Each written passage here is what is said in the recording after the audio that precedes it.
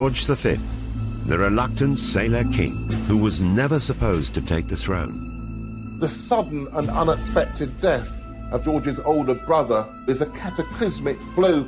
He dreaded the idea of being king, but he knew he had no choice. This is the story of a king with two very different sides. In public, a man loved by his people, and with his wife, the architect of a popular and successful monarchy. King George would have been half the man without his wife. He completely relied on her. George made himself relevant, visible, accessible to the people, and so managed to survive and prosper. From my heart, I thank my beloved people. But in private, George could be ruthless, cold-hearted, and struggled with his emotions. He wasn't a good father. He was gruff. He had a filthy temper. The public never saw his anger. If they'd ever seen him at home and going mad because someone was 2 minutes late for lunch, they wouldn't believe that he could be so petty. What do we really know about George V, the king who would steer Britain through the First World War? They liked him because, yes, he did have a bad temper, but he was a king of the people. What made him the way he was? He was something of a perfectionist who really liked discipline, something that he hadn't really had in his upbringing. How was his life and death shrouded in dark secrecy? His death seems to have been slightly more sinister. It's kept quiet and glossed over for 50 years. This is the story of King George V. Tempers, tragedy, and triumph.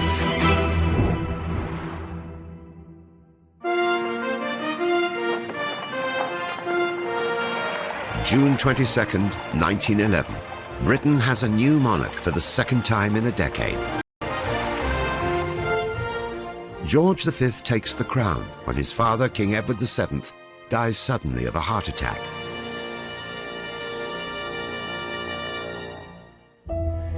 Reigning in the shadow of his formidable grandmother, Queen Victoria, George V would take 20th century Britain back to austere Victorian principles.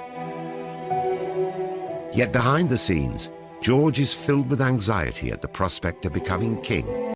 Writing his fears in his diary, "May God give me strength and guidance in the heavy task which has fallen on me."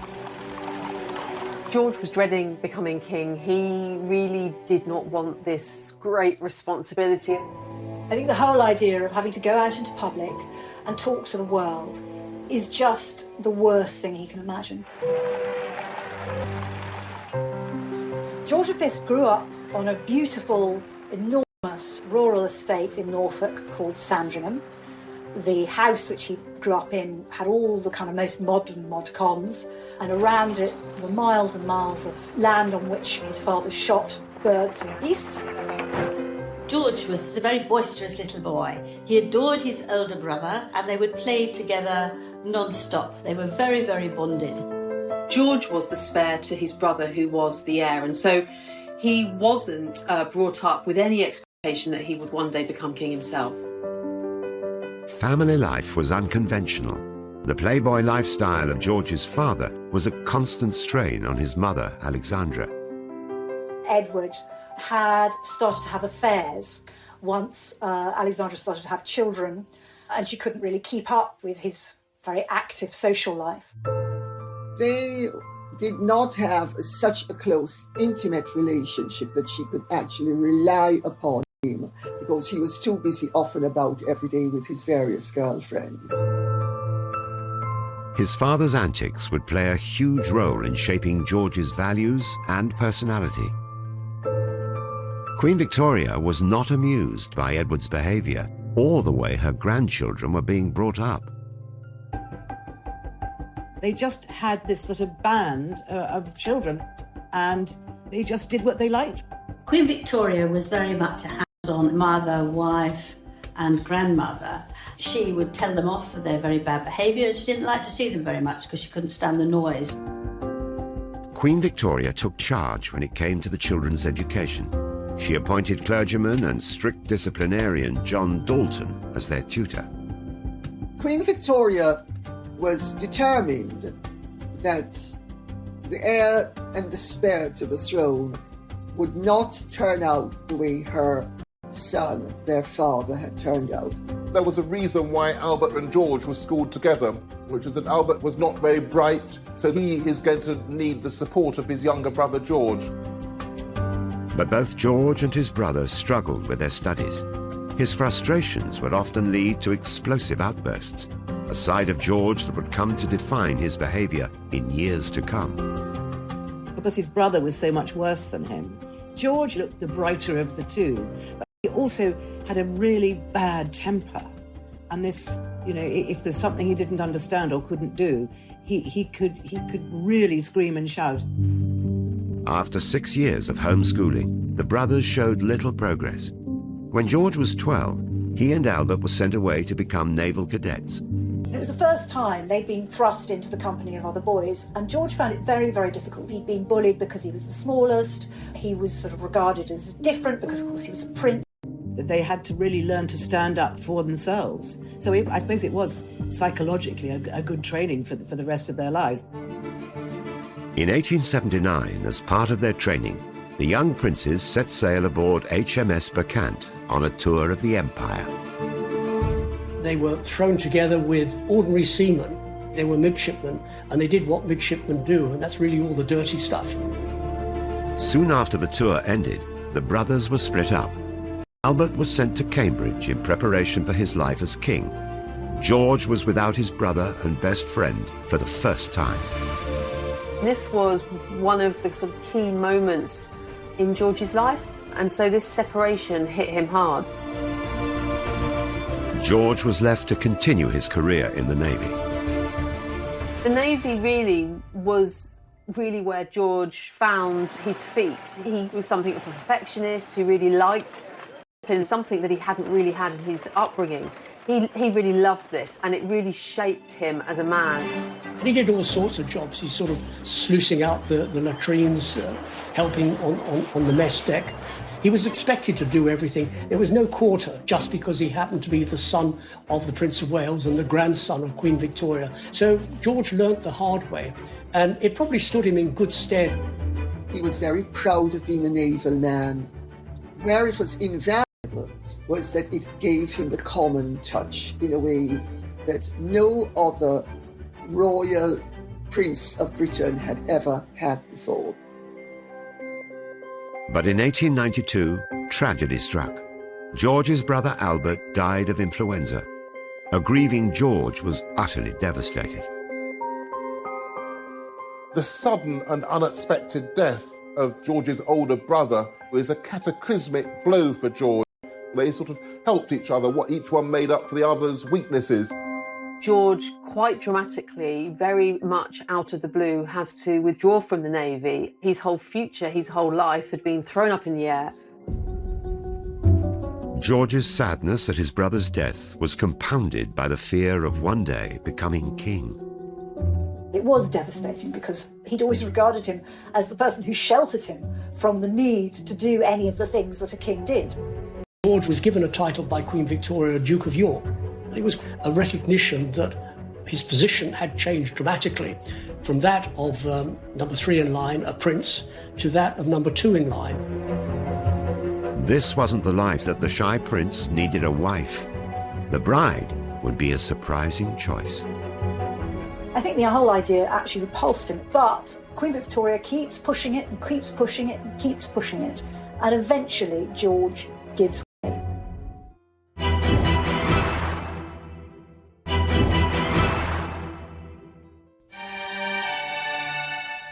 In 1892, as George was still coming to terms with the sudden death of his brother and the idea of one day becoming king, his grandmother, Queen Victoria, was busy finding him a wife.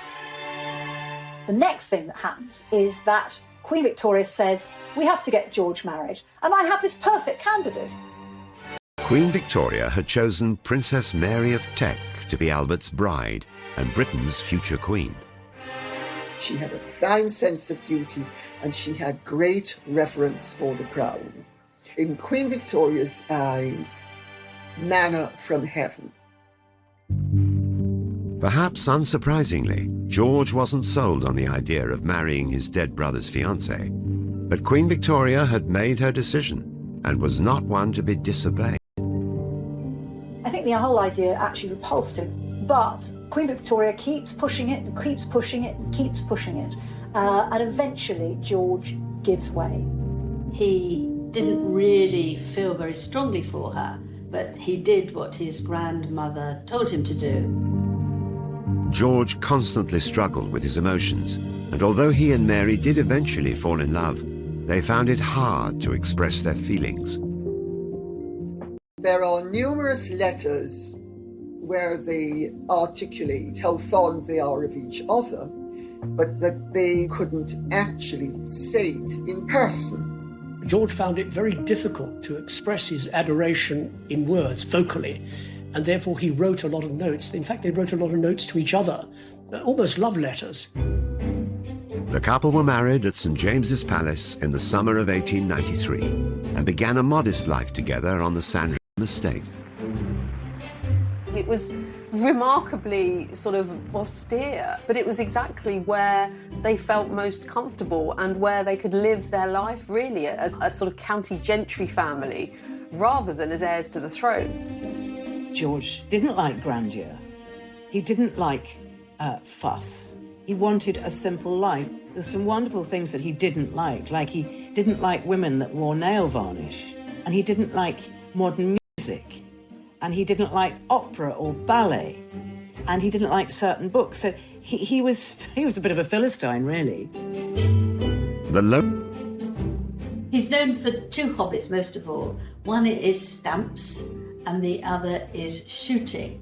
He loved shooting, and it was felt that by killing these birds, he got rid of a lot of tension inside him. He did have one of the world's greatest stamp collections. It had been started by his uncle Affy, and every afternoon he would collect more stamps, get them sent from all over the empire and stick them into his albums. There's a funny story about his private secretary coming up to him one day and said, "Oh, sir, I have just read in today's Times that some damn fool went to a private auction and paid £1,400 for just one stamp." And he looked at him thinking, this is a very interesting conversation. The king would be lovely to talk that. He said, "I am that damn fool." George also applied his traditional austere values to marriage with Mary. He was nothing like his playboy father. Although George never spoke disapprovingly of his father's many affairs and reputation as a philanderer, I think he set himself to be very, very different from his father and to be devoted and completely faithful. He was a committed Christian, read his Bible every day. But there were two sides to George. One was never shown in public. His temper often got the better of him, particularly with his 6 children. But he wasn't a good father. He was gruff. He had a filthy temper. George V treated family like he's the captain and everybody in the family is a rating on the boat. He expected absolute obedience from his children. He set out to terrorize them, and to a large extent did. George demanded similar levels of compliance from Mary. George was completely controlling. He dictated what clothes his wife would wear, how she would wear her hair. He didn't like the idea that her ankles should show, so she always wore very long dresses. He wanted her to be like a slave, to do absolutely everything he told her to do. Queen Victoria's death in January 1901 moved George one step closer to the throne. His father, the new King Edward VII, sent George and Mary on an overseas tour. People were fascinated to see what they looked like, and they came out in their hundreds and their thousands to see them. They went to Ceylon, which is now Sri Lanka.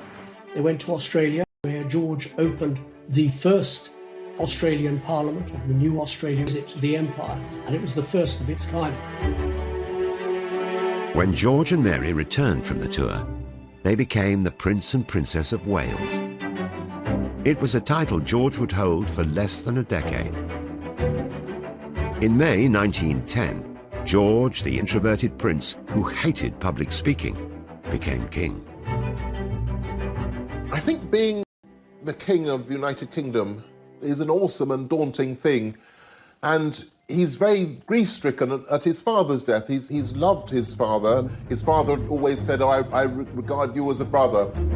The day after his father died, he went to visit his father's privy councillors, who were sort of royal advisors. He said it was the worst ordeal he'd ever been through. A few months later, he has to address Parliament, and everybody can see the papers shaking in his hands. George had a strong sense of duty, but would rely heavily on Mary's constant support and advice. I think the whole country sort of knows that he's scared. He has learnt that duty is everything, and he does his duty, even though it means that he's waking up at 5 o'clock in the morning in a cold sweat and scribbling notes to himself. Mary adapted to the role of Queen absolutely perfectly, and she saw her role not as being mother to her children, but as being, in a way, a mother to her husband. At his coronation in 1911, George and Mary were presented to the world. For this anxious new king and his queen, it was a momentous occasion. It lasts hours and hours, heavy robes, you've got to get it right. You look at him in the pictures and he seems to wear the robes magnificently. But I think at the beginning of the reign, for somebody not particularly well educated, not particularly at ease in large gatherings, I think it was really daunting. There's a funny little poem by Max Beerbohm, a satirical writer of the time, talking about the coronation. He talks about the little king, because he was very short, with the crown practically falling over his head onto his nose, trying so hard, but just not really looking like he's probably up to the job. And there wouldn't be any easing into his new role. The challenges began immediately when King George was thrown into a huge political crisis that took years to resolve.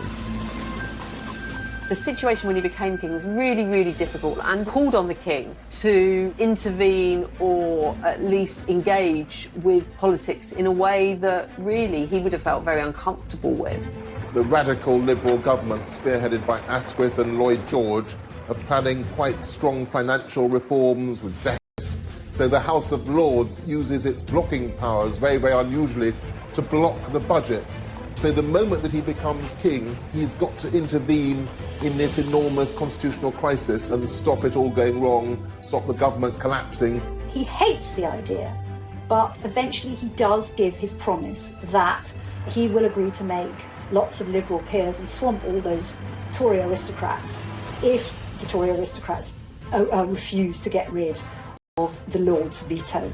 The fact that George V was prepared to do this shows that he was going to realign the monarchy so that the monarchy would be attached to the more ordinary elements and the non-hereditary elements of British society. Within the first 5 years of his reign, King George V was also faced with the prospect of a world war and unease at his family's heritage. As Queen Victoria's grandson, he carried the family name Saxe-Coburg and Gotha. It was German. Here we are at war with Germany. Why is our king having a German name?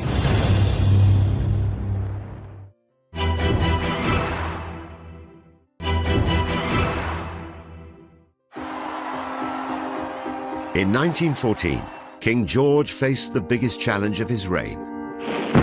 On the 4th of August, Britain declared war with Germany. Could a shy, short-tempered, simple man really inspire and lead a nation through the horrors of the Great War?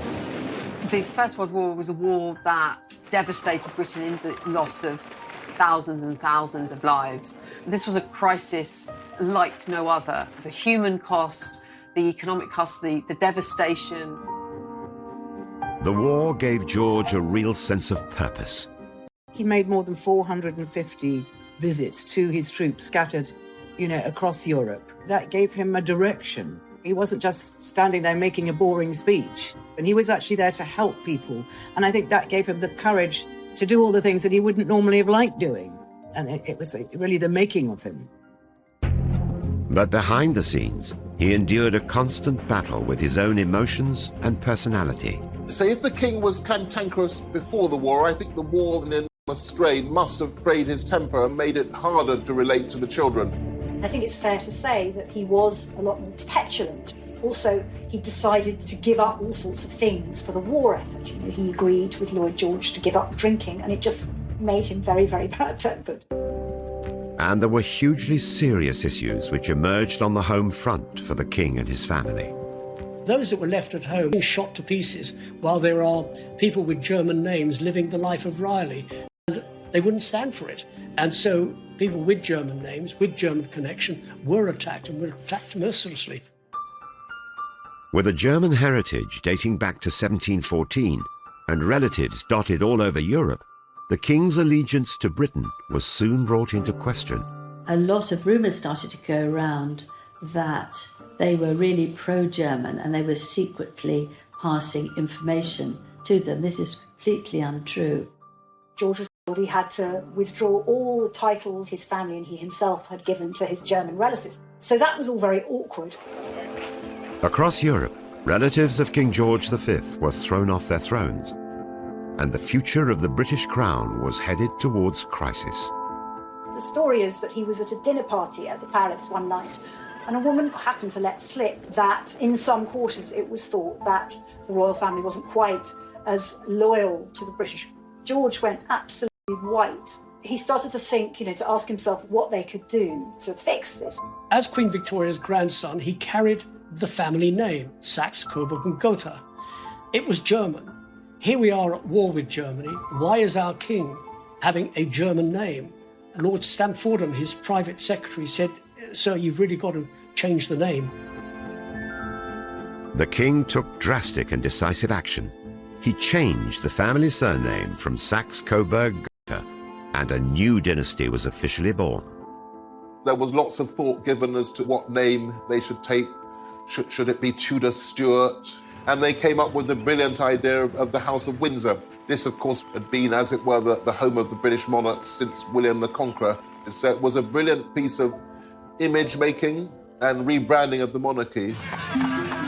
It was an instant success, but the king's relationship with the public throughout war-torn Britain needed nurturing. For a man who privately struggled to connect with his own family, greeting strangers was a challenge. George found public appearances genuinely anxious-making. He really, really didn't like them. He really wanted to be hiding away with his stamp collection. And there's something almost sort of heroic about this little man just keeping going. Queen Mary continued to provide unwavering support. George showed her state papers, official papers, which no sovereign really should do, but he sought Mary's wise counsel, and Mary had her head screwed on the right way. She was very discreet, her judgment was good, and he trusted Mary, and Mary trusted him. The secret to the king's positive public image was largely down to his wife. George may have been forced. And Queen Mary were one of the first power couples. They would go to hospitals, they would go anywhere and talk to people.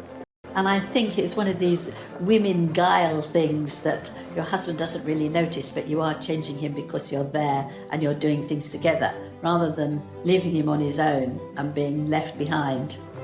It did soften them up. I think he couldn't have done it on his own. In that very odd royal life, I think you need a helpmeet. So Victoria had her Albert, George had his May. They were a fantastic couple together, and I think they strengthened each other. Yet there are further examples of George's apparent lack of emotion which were hidden from the British people. During the war, one of his sons, 11-year-old Prince John, was moved from his home and effectively vanished from the public eye. From the age of 4, John had suffered from epilepsy. They actually sent him to live at Wood Farm on the Sandringham estate. They never knew when he was going to have the fits, and in those days it was really people with any kind of sort of disability were shut away. But I think by today's standard it was horribly cruel. He might have been autistic. It does seem to be the case that the family rather hid John. He's not in any of George's official biographies. The king's treatment of his youngest son It was another cold-hearted decision, exposing a dark side of the king's complex personality. I think it is very ruthless. It's the act of a weak man who's frightened. And it is, in many respects, a rather awful thing to do to the person who you've said is one of your greatest and closest friends. In retrospect, it looks ruthless, but it really is not clear-cut. It would have been very, very hard in practice to get them out of Russia and save them. And I think that when the king turned his back on them, he didn't necessarily know that they were going to be horribly... War finally came to an end. Despite the tragedies, the crown and country had triumphed. He was astonished to see so many hundreds of people cheering and saying, "God save the king! God save the king!" And he said, I can't believe this is happening to an ordinary man like me. The war had deeply affected the king and changed his family forever.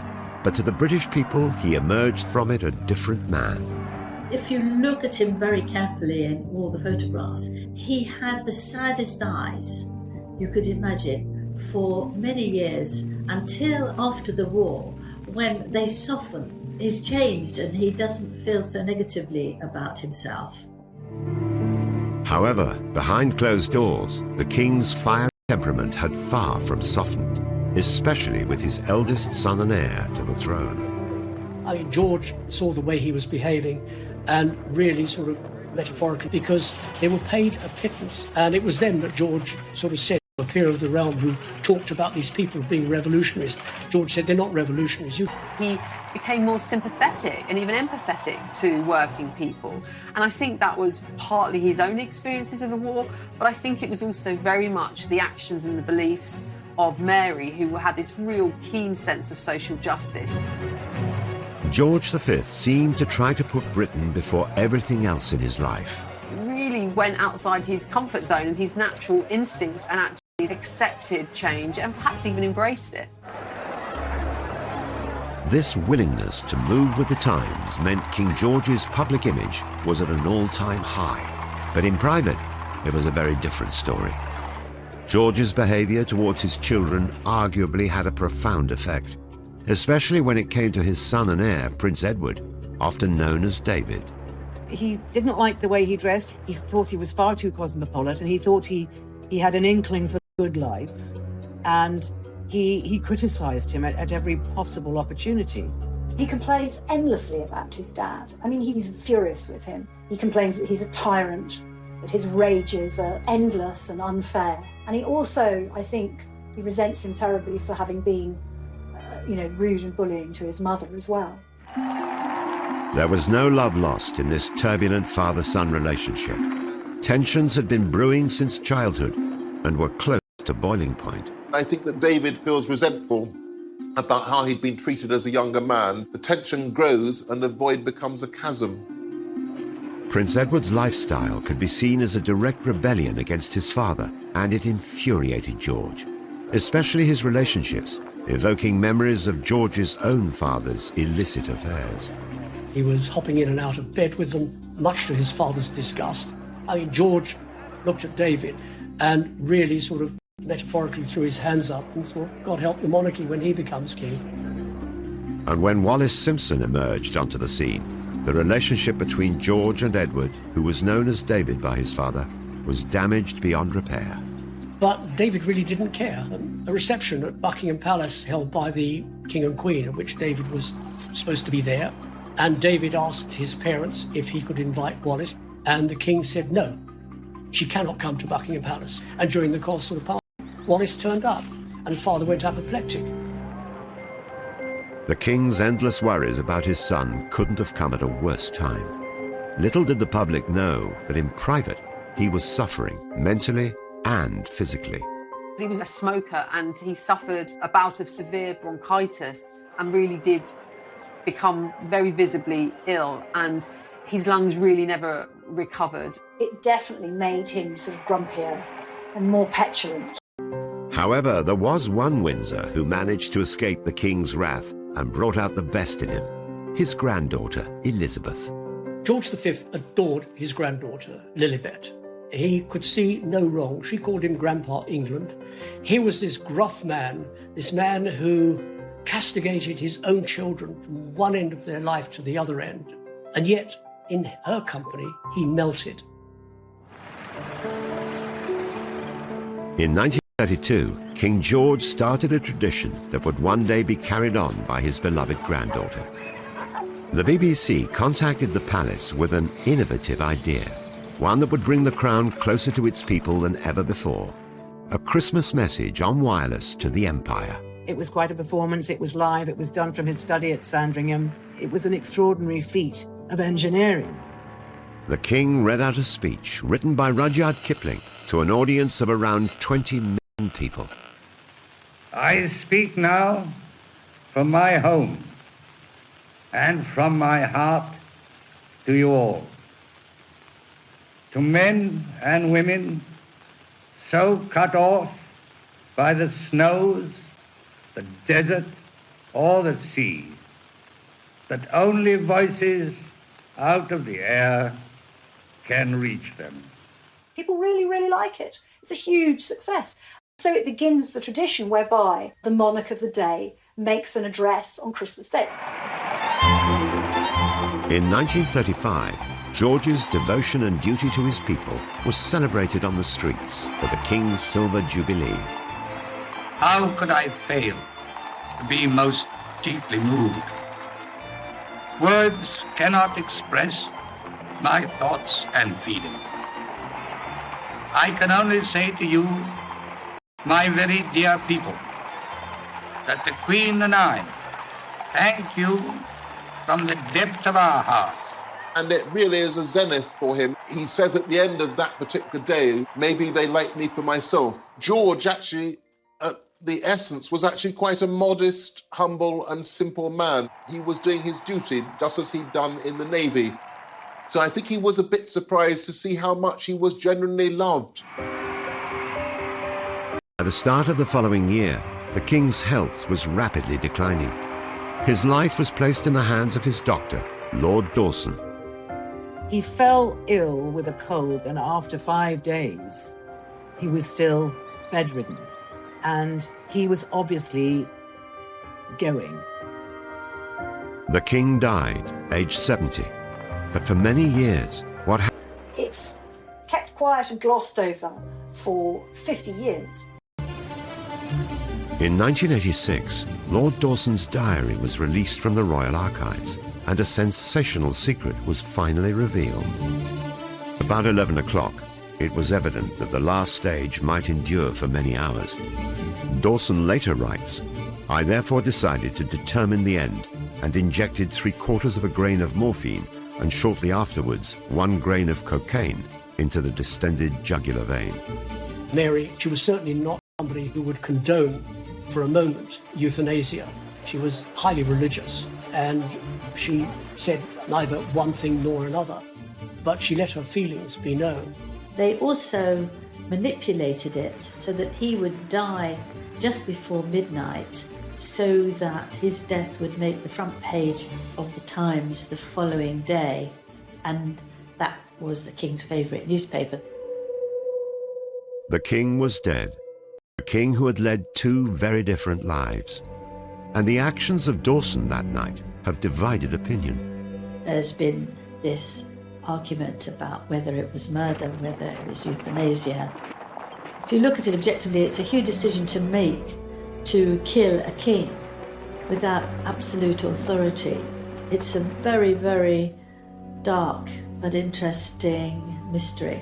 People were saying, well, in effect, he murdered the king. You know, this is a very controversial subject these days.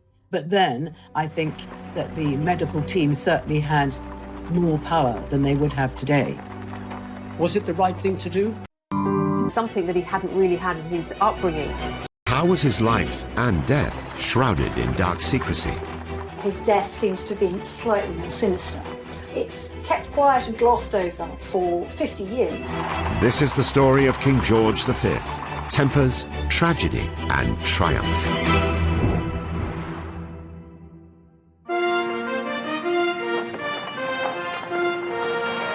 June 22nd, 1911. Britain has a new monarch for the second time in a decade.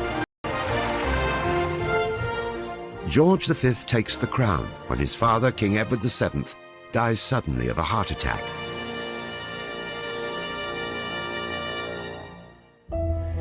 Reigning in the shadow of his formidable grandmother, Queen Victoria, George V would take 20th century Britain back to austere Victorian principles. Yet behind the scenes, George is filled with anxiety at the prospect of becoming king. Writing his fears in his diary, "May God give me strength and guidance in the heavy task which has fallen on me." George was dreading becoming king. He really did not want this great responsibility. I think the whole idea of having to go out into public and talk to the world is just the worst thing he can imagine.